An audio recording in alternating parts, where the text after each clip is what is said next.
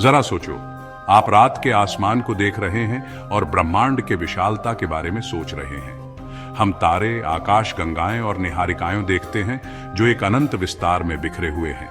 लेकिन क्या आपने कभी सोचा है कि इस अविश्वसनीय ब्रह्मांड का आकार क्या है जिसमें हम रहते हैं? वैज्ञानिकों ने इस रहस्य को सुलझाने के लिए खुद को समर्पित कर दिया है। हमारे ब्रह्मांड की मौलिक ज्यामिति को समझने की कोशिश कर रहे हैं। उनकी खोज ने उन्हें 3 दिलचस्प संभावनाओं का पता लगाने के लिए प्रेरित किया है। ब्रह्मांड सपाट हो सकता है, जैसे कागज का एक टुकड़ा जो सभी दिशाओं में अनंत तक फैला हुआ है। वैकल्पिक रूप से यह बंद हो सकता है, जैसे एक गोले की सतह, परिमित लेकिन असीमित। अंत में हमारा ब्रह्मांड खुला हो सकता है, एक काठी जैसा, अंतहीन रूप से बाहर की ओर घुमावदार। यह निर्धारित करना कि इनमें से कौन सा आकार हमारे ब्रह्मांड का सटीक वर्णन करता है, ब्रह्मांड विज्ञान का एक प्रमुख लक्ष्य रहा है। इस ब्रह्मांडीय पहेली को हल करने के लिए वैज्ञानिक सैद्धांतिक भौतिकी और ब्रह्मांड के सावधानीपूर्वक अवलोकन के संयोजन पर भरोसा करते हैं। आइंस्टीन का सामान्य सापेक्षता का सिद्धांत ब्रह्मांड के आकार को समझने के लिए रूपरेखा प्रदान करता है। इस सिद्धांत के अनुसार ब्रह्मांड का भाग्य उसके घनत्व के साथ जुड़ा हुआ है। यह घनत्व न केवल पदार्थ के लिए बल्कि ऊर्जा के लिए भी है, जिसमें रहस्यमय डार्क एनर्जी भी शामिल है जो ब्रह्मांड में व्याप्त है। एक क्रांतिक घनत्व एक ब्रह्मांडीय टिपिंग पॉइंट के रूप में कार्य करता है। यदि ब्रह्मांड का घनत्व इस क्रांतिक मान से बिल्कुल मेल खाता है तो ब्रह्मांड सपाट है। इस परिदृश्य में समानांतर रेखाएं हमेशा के लिए समानांतर रहती हैं और ब्रह्मांड हमेशा के लिए फैलता रहता है, यद्यपि लगातार घटती दर पर। यदि ब्रह्मांड का घनत्व क्रांतिक घनत्व से अधिक हो जाता है तो गुरुत्वाकर्षण अंततः विस्तार को रोक देता है। ब्रह्मांड फिर एक ज्वलंत बिग क्रंच में सिकुड़ जाता है। यह एक बंद ब्रह्मांड से मेल खाता है जहां समानांतर रेखाएं अंततः अभिसरण करती हैं, ठीक एक गोले की सतह की तरह। अंत में यदि ब्रह्मांड का घनत्व क्रांतिक घनत्व से कम हो जाता है तो गुरुत्वाकर्षण सब कुछ वापस एक साथ खींचने के लिए बहुत कमजोर है। ब्रह्मांड हमेशा के लिए विस्तार करता रहता है, जिसका आकार काठी जैसा होता है। इस खुले ब्रह्मांड में समानांतर रेखाएं अलग हो जाती हैं और विस्तार कभी बंद नहीं होता है। ब्रह्मांड के आकार को निर्धारित करने के लिए वैज्ञानिकों को इसके घनत्व और विस्तार दर को मापने का एक तरीका चाहिए। सबूत का एक महत्वपूर्ण टुकड़ा कॉस्मिक माइक्रोवेव बैकग्राउंड (CMB) विकिरण से आता है।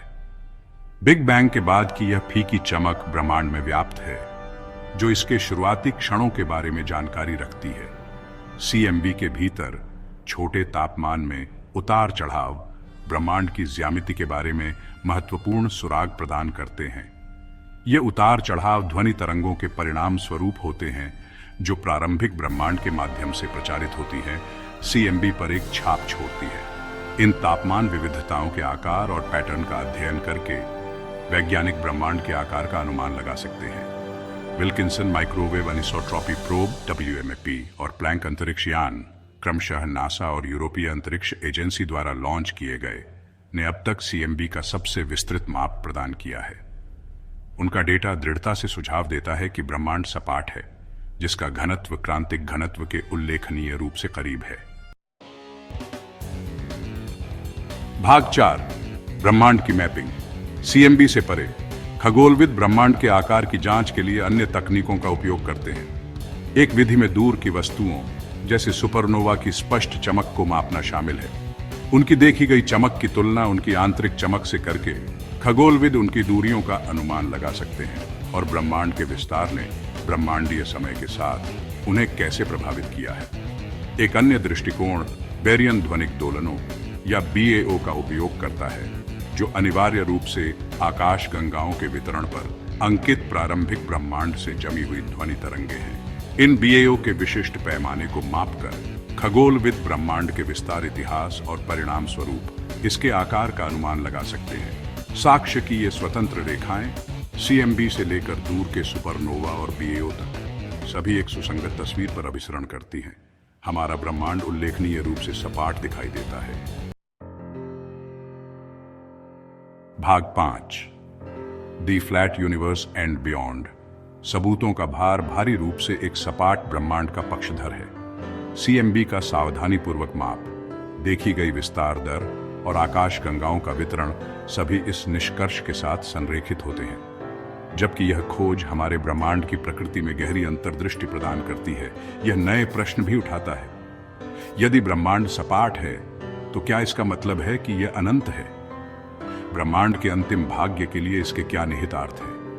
और क्या ब्रह्मांड के अन्य क्षेत्र हो सकते हैं, हमारे अवलोकन योग्य क्षितिज से परे, जो विभिन्न गुणों या विभिन्न आकृतियों को भी प्रदर्शित करते हैं?